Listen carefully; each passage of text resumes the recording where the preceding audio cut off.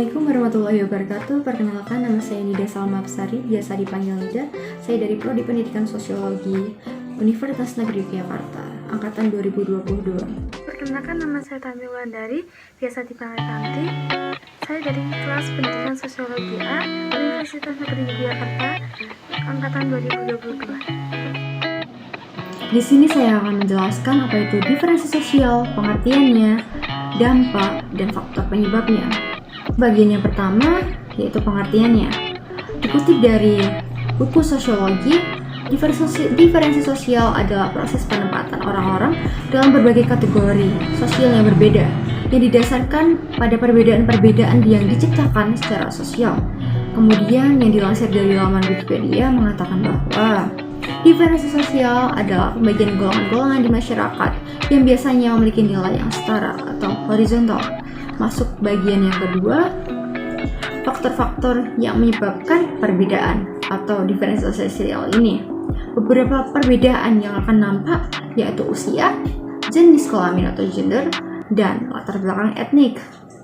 Kemudian contohnya nih, ketika kita perkenalan diri ke teman-teman baru, yang kita lakukan adalah memberikan nama kita yang pertama, kemudian asal kita dari mana, agar teman-teman tahu dari budaya dan etnik kita pasti akan berbeda dengan orang lain. Kemudian masuk ke bagian yang ketiga, dampak diferensi sosial.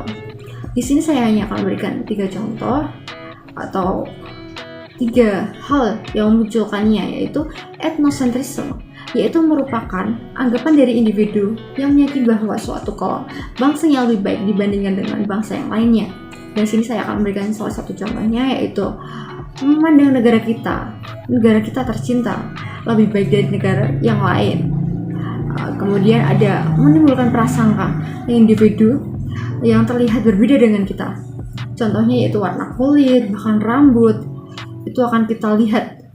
Kemudian ada menimbulkan rasa diskriminatif.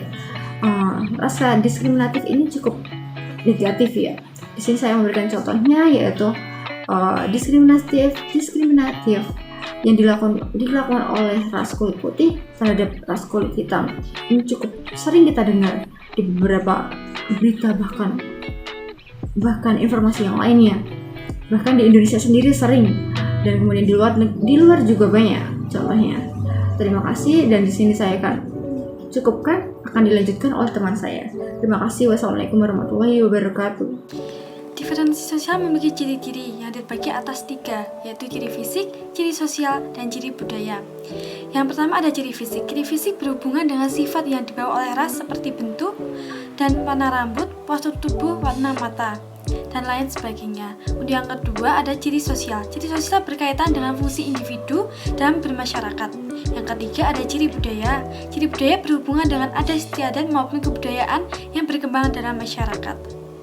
Nah, selanjutnya aku mau jelasin tentang jenis diferensiasi sosial. Diferensiasi sosial dibagi menjadi 3. Yang pertama, ada diferensiasi tingkatan yang merupakan penyaluran barang atau jasa yang memiliki perbedaan harga. Nah, perbedaan harga tersebut terjadi karena penyalurannya melalui berbagai tangan untuk sampai di tujuan. Untuk yang kedua, ada diferensiasi fungsional yang dapat dilihat di suatu lembaga sosial. Adanya pembagian kerja yang berbeda-beda yang menyebabkan setiap orang harus melaksanakan kewajiban sesuai dengan fungsinya. Untuk yang terakhir ada diferensiasi adat, merupakan aturan atau norma yang mengikat di suatu masyarakat. Adanya norma ini bertujuan untuk mengatur ketertiban masyarakat. Contoh diferensiasi sosial. Nah, di sini aku mau jelasin nih sejumlah contoh dari diferensiasi sosial yang umum dijumpai dalam kehidupan sehari-hari. Contoh yang pertama yaitu adalah perbedaan budaya antara masyarakat di Jawa dengan di Kalimantan. Meskipun punya budaya yang berbeda, namun tidak lantas harus memisahkan diri. Semua bisa rukun dan hidup berdampingan. Karena faktor budaya tidak membuat masing-masing merasa lebih unggul dan dominan. Untuk contoh yang kedua, ada perbedaan gender. Nah, dalam suatu kelas di mana ada siswa laki-laki dan perempuan, semuanya memiliki hak untuk belajar, menjadi ketua kelas, dan lain sebagainya. Dan yang terakhir adalah perbedaan jabatan. Di dalam satu kantor ada bagian yang menjadi tanggung jawabnya. Meskipun memiliki posisi dan tanggung jawab berbeda, namun semua merupakan karyawan yang sama punya hak dan kewajiban dan dari perusahaan. Nah, dan yang terakhir ada bentuk-bentuk dari diferensiasi sosial. Bentuk diferensiasi sosial dibagi menjadi 6. Dan yang pertama ada suku bangsa. Perbedaan suku bangsa termasuk ke dalam jenis perbedaan horizontal karena tidak mempengaruhi derajat seseorang. Nah, kemudian tidak mempengaruhi hak dan kewajiban masing-masing sebagai warga negara Indonesia yang baik.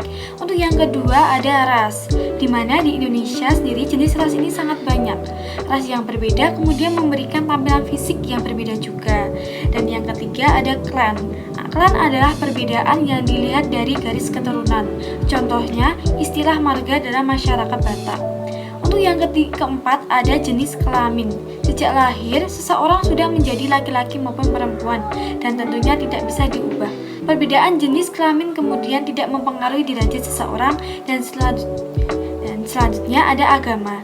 Agama juga termasuk bentuk diferensiasi sosial nih, karena aspek ini termasuk perbedaan horizontal. Indonesia memiliki beberapa agama yang diakui oleh pemerintah dan agama Islam sebagai agama mayoritas.